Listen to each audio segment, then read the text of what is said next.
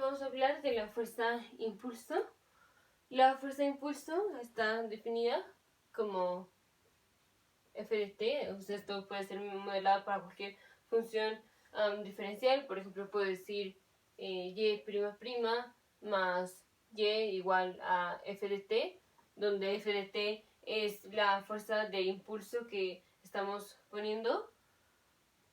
Si queremos graficarlo, aquí graficamos la fuerza y aquí graficamos el tiempo. No sé, y la curva del tiempo es, no sé, lo que sea.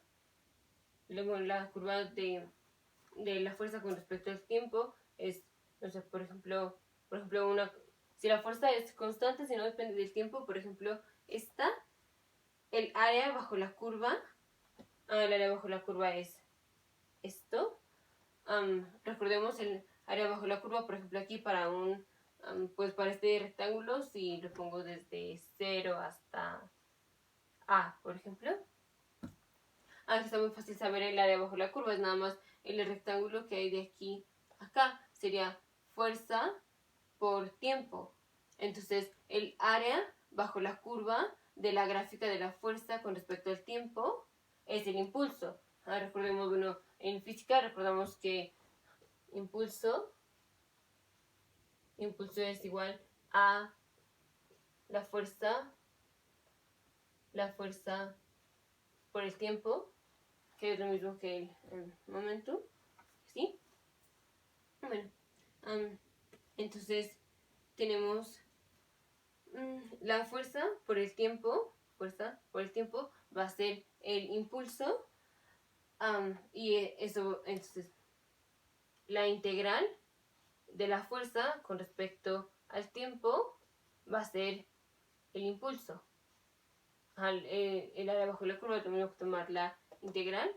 Si, por ejemplo, si voy a tomar quiero saber el impulso desde A hasta B, entonces estoy tomando la integral desde A hasta B, o sea, de t igual a t igual a B, y la fuerza es constante, así la fuerza es constante como aquí, entonces esto es igual a, aquí hay una t a la 0, le sumo 1, entonces fuerza por tiempo a la 1, pasa para acá, a la 1, evaluado desde A hasta B.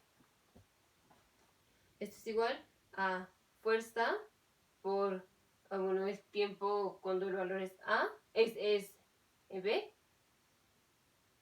menos la fuerza por el valor del tiempo cuando es A. Esto es igual a nada más fuerza por el intervalo de tiempo que estamos tomando. Esto es cierto nada más para cuando cuando la fuerza es constante. Y bueno, ya vemos entonces el impulso es igual a fuerza por tiempo. Ahora hay una cosa que es el unit impulse. Esto es que el impulso es 1, o sea, el área bajo la curva de la fuerza graficada con el tiempo siempre va a ser 1. O sea, por ejemplo, aquí está la gráfica. Si tengo que el tiempo fue, no sé, fue medio, no sé, fue medio segundo. Entonces aquí tiene que ser 2, la fuerza tiene que ser 2, 2, para que 2 por 2 me da 1, para que siempre tengamos 1. Si aquí le pongo fue 3, entonces aquí tiene que ser 1/3. Cuando el tiempo vale 3 segundos, la fuerza tiene que ser 1/3 de newtons. Esto es para que siempre el área bajo la curva sea 1. Aquí el área bajo la curva es 1, aquí el área bajo la curva es 1, entonces por eso es unit impulse. Mientras más corto sea el intervalo de tiempo, más grande va a ser la fuerza para obtener el impulso que sea 1. Entonces aquí, o sea, aquí no importa qué valor yo ponga, yo digo h, por ejemplo, tiempo igual a h. Entonces aquí, para que me dé 1, siempre tengo que poner 1 entre h. O sea, el impulso que es 1 en Newton segundo, que son las unidades del impulso, son iguales a la fuerza por el tiempo. Aquí el tiempo vale h segundos. A los segundos los mato, siempre hay que cargar las unidades.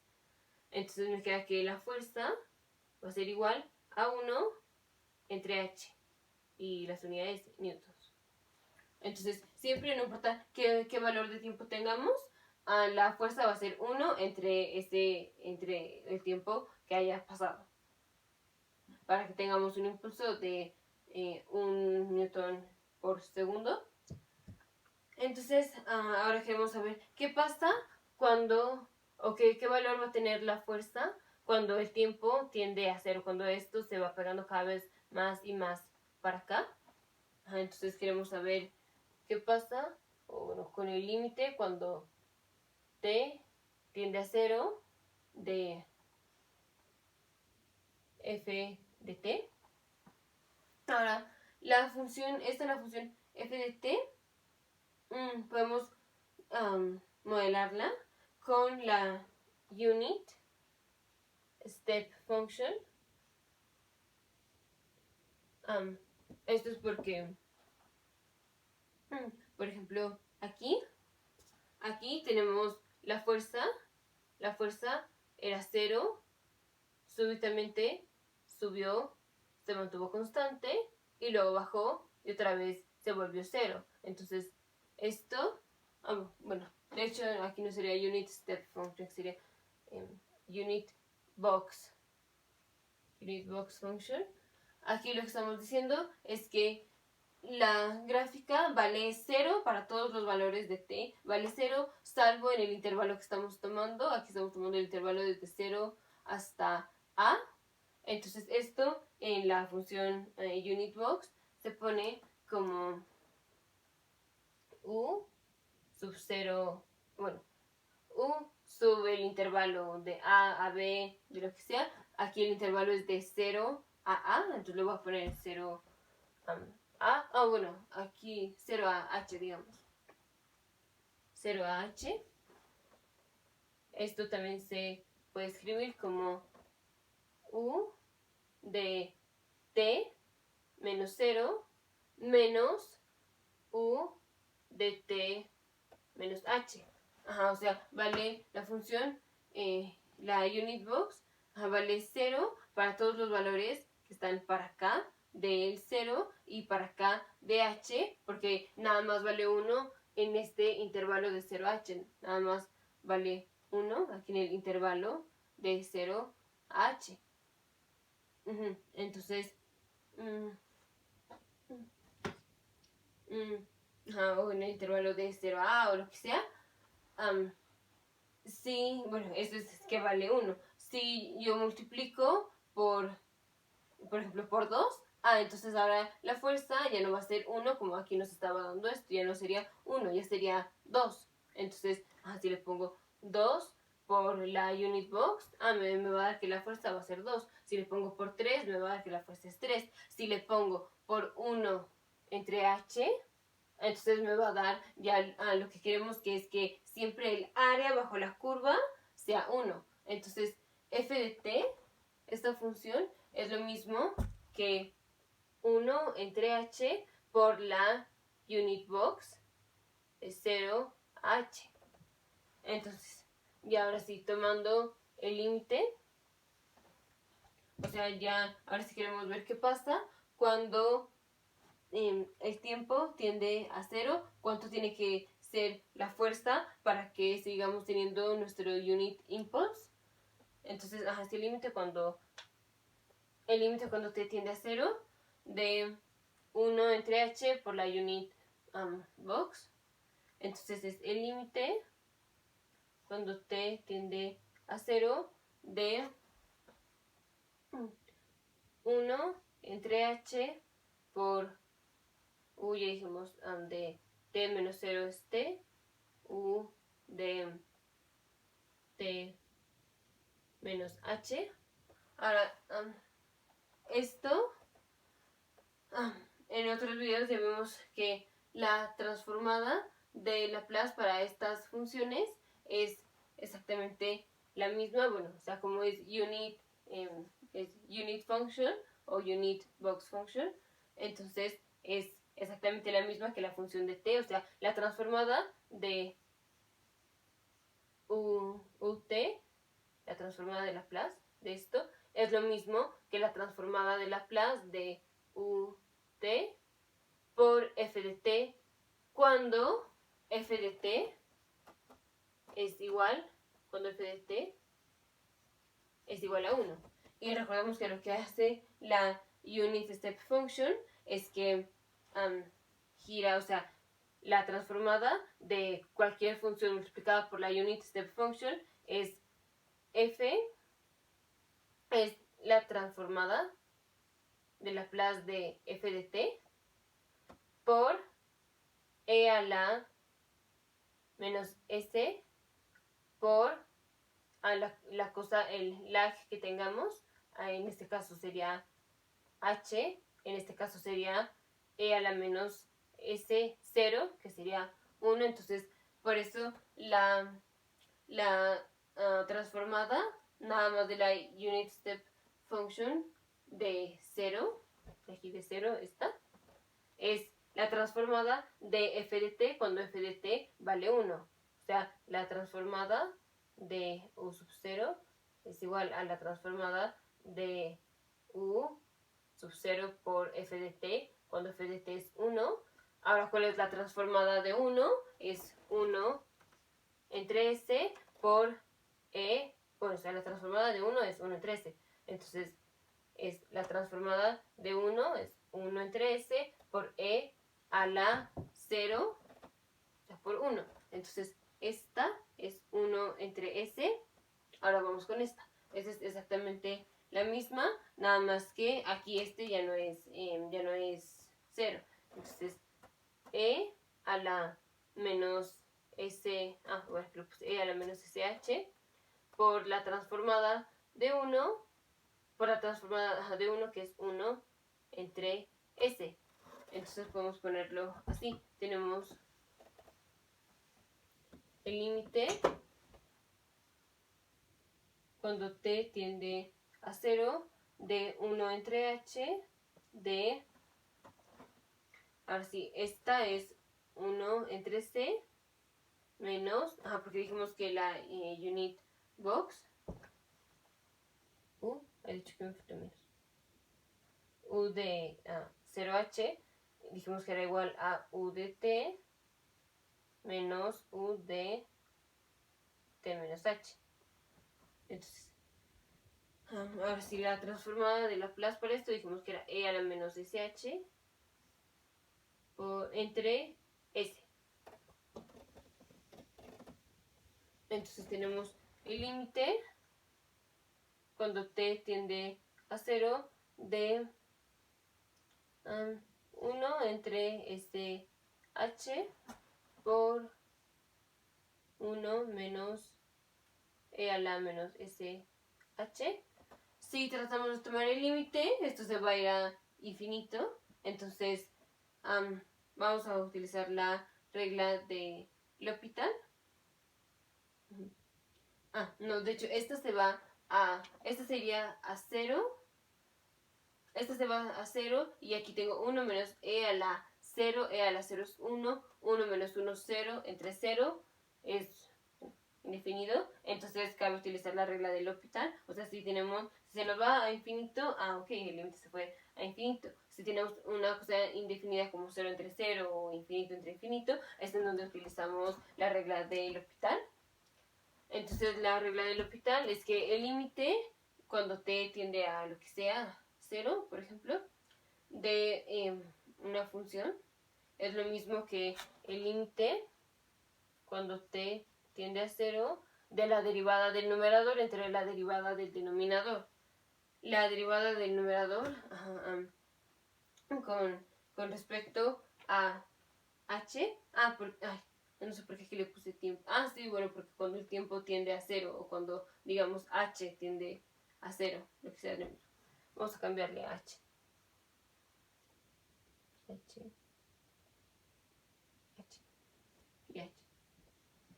Ahora sí, entonces la derivada con respecto a h es derivada de 1, 0, derivada de menos e a la menos sh es menos e a la menos sh por la derivada de esto que es menos s, pasa para acá multiplicando y me queda más s, e a la menos sh. Ahora la derivada de lo de abajo con respecto a h es nada más s. Entonces esto es igual al límite cuando h tiende a 0 de e a la menos sh. Eso es lo mismo que el límite cuando cuando h tiende a 0 de 1 entre e a la sh. Tomando el límite nos queda que es 1 entre e a la 0. E a la 0 es 1. 1 entre 1 es 1. Esto intuitivamente, pues sí es correcto. Dijimos que cualquier valor que tome h, f va a tener 1 entre h. Aquí, si h crecía, f disminuía. Si h disminuía, f crecía. Entonces tenemos este rectángulo. Es un rectángulo que empieza así. Se va haciendo, si esto se hace chico, esto crece. Este chico crece. Si hace esto chico, crece así. Este más chico crece así. Y así. Entonces, a donde esto tiende, a donde tiende a ser f cuando h es 0, es f tiende a ser 1. Y pues esto intuitivamente también está bien porque necesitamos que el unit impulse, el área bajo la curva, siga siendo 1. Entonces, cuando h es 0, f tiende a ser 1. Esto es lo que se llama la función delta de Dirac. Bueno, se dice que es una función delta, pero en realidad no es función. Y esto es aquí, f vale 0. Aquí súbitamente cambia a ser 1 cuando h fue 0. Y bueno, aquí ya se quedó así nada más. Ahora vamos a ver qué relación tiene esto. Tenemos el movimiento de cómo se va graficando la fuerza, por ejemplo. Entonces tenemos, pues aquí al principio fue 0. Estoy tomando la gráfica de la derivada de esto. Entonces, aquí la derivada de aquí, de estos puntos, es 0. La derivada de todo esto, mientras es constante, es 0. Y la derivada de aquí, o sea, cuando pasa súbitamente de aquí a acá, esto es indefinido. Pero cuando pasa de aquí a acá, esta es, o sea, este es el límite cuando h tiende a 0 y esto es 1, que es la función de, es la función de Dirac, es 1. Y esto, o sea, esto no nada más aplica aquí para este esquema de la fuerza, porque, o sea, aquí la fuerza está modelada con una unit step function o una unit box function, pero esto aplica para cualquier función que sea representada por la unit box function o la unit step function. Entonces, la derivada de la, vamos a poner, la derivada de la unit step function, la derivada de esto es igual a la función de, o la función delta de Dirac. La derivada, o sea, aquí la derivada es 1. La derivada de esto es 1, que bueno, de hecho aquí es donde está indefinido cuando pues se cambia súbitamente. Recordemos que podemos ponerlo así y el salto hasta acá y bueno, a ver si le ponemos esta barra, pero bueno. Entonces, la función delta de Dirac es la derivada de la unit step function. Y, bueno, otra cosa es, si queremos tomar la convolución de no sé, f de t con la función delta de Dirac. Esto es igual, la convolución de f de t es ft y la transformada de Laplace es f de t y aquí la transformada de bueno, después de tomar la transformada de Laplace para cada uno con esto de que le movíamos la u y todo eso, o sea, con el cambio de variable y todo eso, aquí es f de t y la función de Dirac es 1. O sea, es lo mismo que si yo pusiera f de t convolución con 1. Y eso es exactamente nada más la transformada de Laplace para f de t, que es f de s. Ahora recordemos que la transformada de Laplace está transformada porque toma una función y la convierte en otra. Bueno, entonces, entonces tenemos esto y recordemos si aquí multiplico esto por la unit step function, por la unit step function, lo que sea, si lo multiplico por esto, bueno, de todos modos sigo teniendo esto. A ver, voy a ponerle u por f de t equivale a, o sea, esto diciendo transformada, que la transformada de esto es f de s. Y también f de t convolución con la función de Dirac es igual a f de s. Bueno, o sea, la transformada de Laplace es f de s. Entonces, transformada de Laplace de esto es esto, y transformada de Laplace de esto es esto. Si dos funciones tienen la misma transformada de Laplace, quiere decir que las funciones son iguales. Entonces, esta es igual a esta. Por eso decimos que la función delta de Dirac es una función de identidad, aunque en realidad no es una función.